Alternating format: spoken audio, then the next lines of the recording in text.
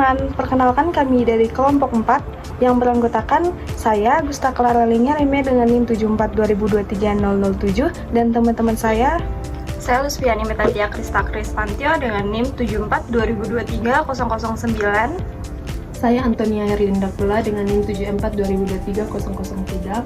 Saya Widya Kalista Tanaya dengan NIM 7420230006. Nah, jadi di sini kami akan menjelaskan studi kasus data dari hepatitis yang ada di Amerika Serikat. Baik, jadi di sini saya akan menjalankan yang program yang pertama. Kita jalankan terlebih dahulu.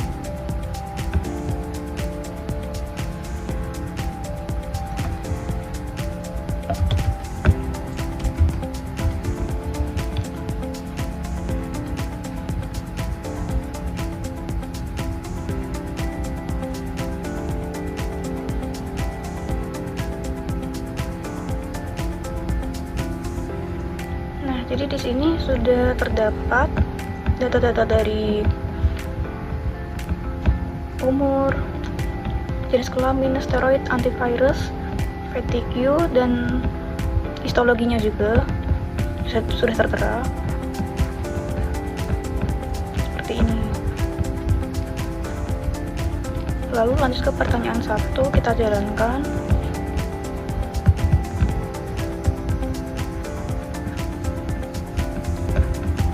Dan akan memunculkan grafik batang seperti ini.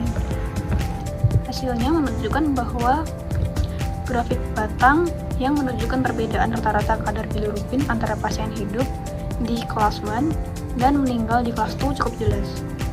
Hal ini menegaskan bahwa kadar bilirubin dapat dijadikan salah satu indikator penting dalam memprediksi tingkat keparahan penyakit hepatitis.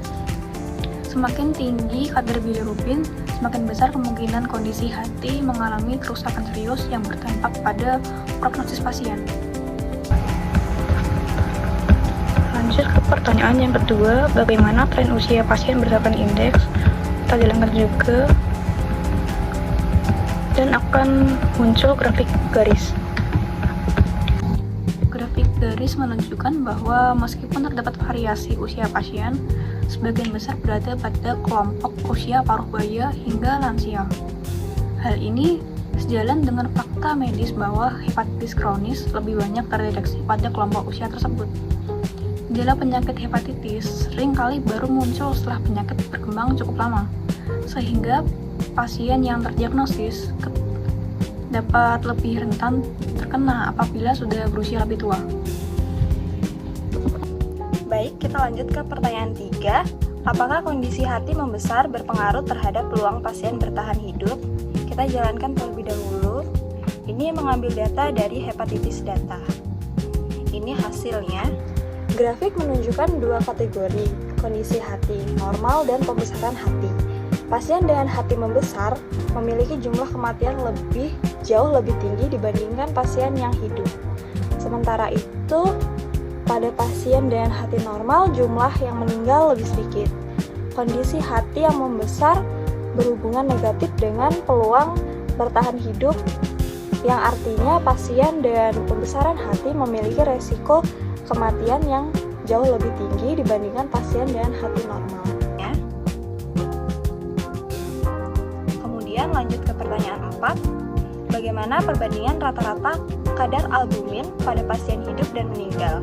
Kita jalankan terlebih dahulu. Ini mengambil hepatitis data. Dan ini lanjut ke pertanyaan 4. Bagaimana perbandingan rata-rata kadar albumin pada pasien hidup dan meninggal? Rata-rata kadar albumin pasien hidup 3,15. Rata-rata kadar albumin pasien meninggal itu 3,98. Secara umum, kadar albumin merupakan protein penting dalam plasma darah yang berperan menjaga tekanan osmotik dan status nutrisi tubuh. Hasil ini menunjukkan bahwa pasien yang meninggal memiliki kadar albumin sedikit lebih tinggi dibandingkan pasien yang hidup, yang agak bertentangan dengan dugaan umum, karena biasanya kadar albumin rendah dikaitkan dengan kondisi buruk. Berdasarkan dari data tersebut, kadar albumin yang lebih tinggi tidak selalu berarti pasien memiliki peluang hidup lebih baik. Ini hasilnya. Kemudian lanjut ke pertanyaan 5. Bagaimana perbandingan proporsi pasien yang mengalami kelelahan dengan yang tidak mengalami kelelahan? Kita jalankan terlebih dahulu. Pertanyaan 5 ini mengambil data hepatitis data. Dan ini hasilnya.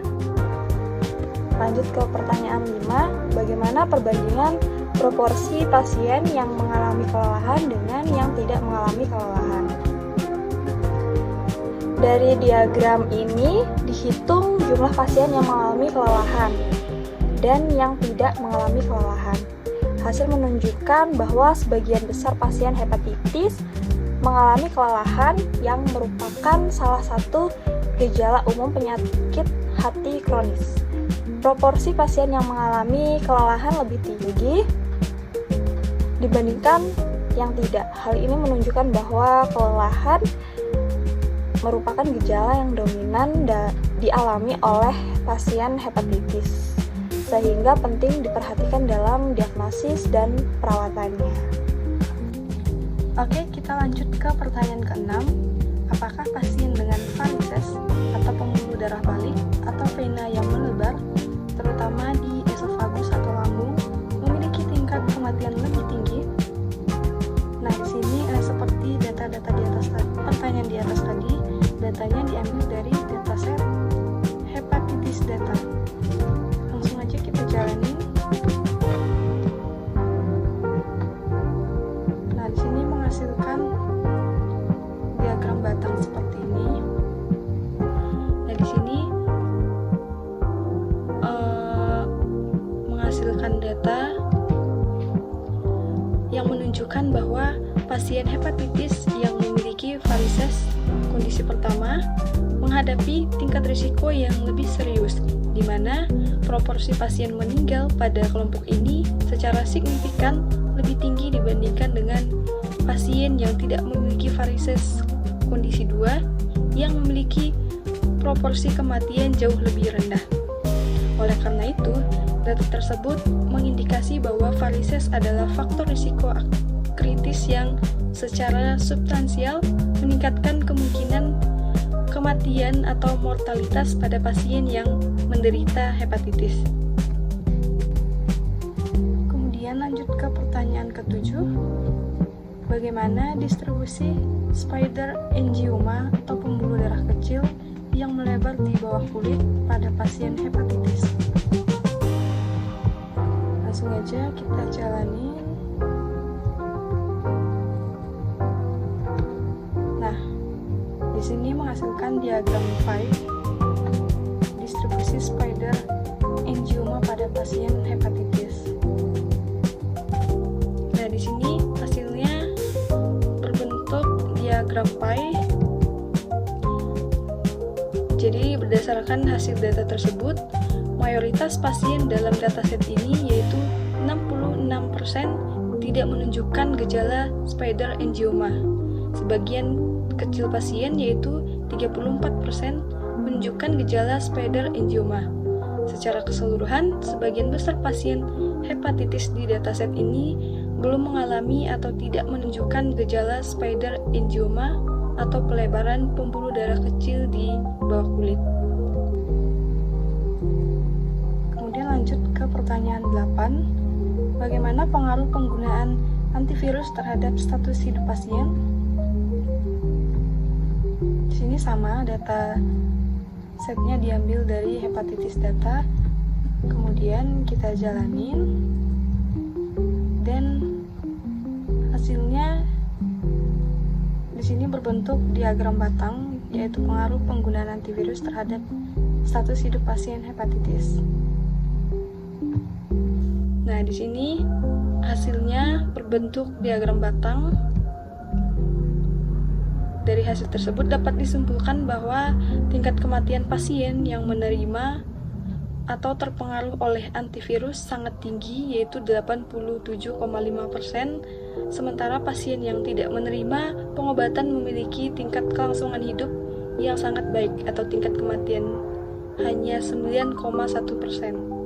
Tingginya angka kematian pada kelompok yang diobati ini memungkinkan besar bukan disebabkan oleh antivirus itu sendiri, melainkan karena antivirus hanya diberikan kepada pasien yang sudah berada dalam kondisi yang paling parah atau kritis dengan prognosis yang buruk sejak awal. Dengan demikian, visualisasi ini mencerminkan bahwa pengobatan antivirus dialokasikan untuk kasus risiko tinggi sebagai upaya terakhir. Oke, masuk pada pertanyaan 9, yaitu bagaimana hubungan pengguna steroid dengan hasil histologi. Nah, pertanyaan ini juga masih termasuk dari data yang sama, yaitu mengenai hepatitis data. Nah, kita akan menjalankan datanya.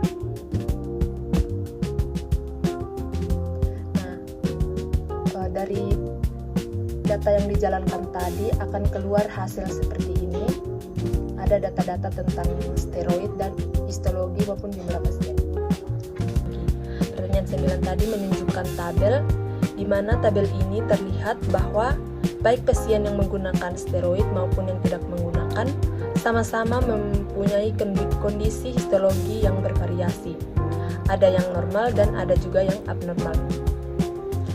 Untuk yang menggunakan steroid, jumlah pasien dengan histologi normal dan abnormal seimbang, dan masing-masing dari tabelnya itu ada 38 orang.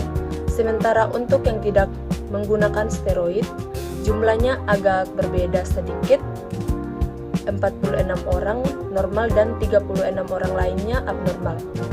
Dari perbandingan ini bisa kita simpulkan bahwa pengguna steroid tidak memberikan perbedaan yang terlalu besar terhadap kondisi jaringan hati pasien. Artinya, pengguna steroid tidak serta-merta membuat jaringan hati menjadi normal atau rusak. Jadi, hubungan antara pengguna steroid dan kondisi histologi hati di sini tergolong lemah. Yang berikutnya ada pertanyaan 10, yaitu bagaimana sebaran usia pasien dengan histologi normal dan abnormal. Nah, data ini juga masih termasuk dari dataset yang sama, yaitu mengenai hepatitis data. Nah, di sini kita akan menjalankan datanya.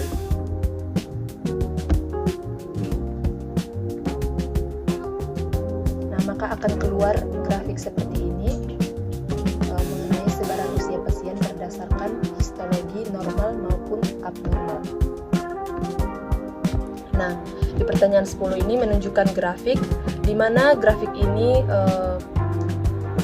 ada sebaran usia pasien berdasarkan kondisi histologi hati. Nah, yang warna biru ini mewakili pasien dengan histologi normal, sedangkan warna merah muda menunjukkan pasien dengan histologi abnormal. Kalau kita perhatikan, histologi normal lebih sering muncul pada usia muda sampai sekitar 40-an tahun.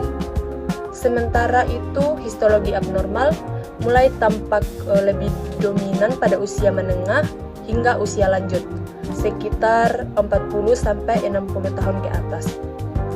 Artinya dari pola ini terlihat bahwa pasien dengan jaringan hati yang tidak normal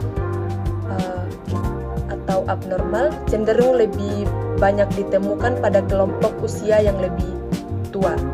Pola ini juga sejalan dengan kecenderungan umum pada data hepatitis, di mana kerusakan jaringan hati lebih sering terjadi pada usia menengah dan usia tua akibat dari akumulasi faktor risiko dan paparan jangka panjang. Sekian presentasi dari kelompok kami.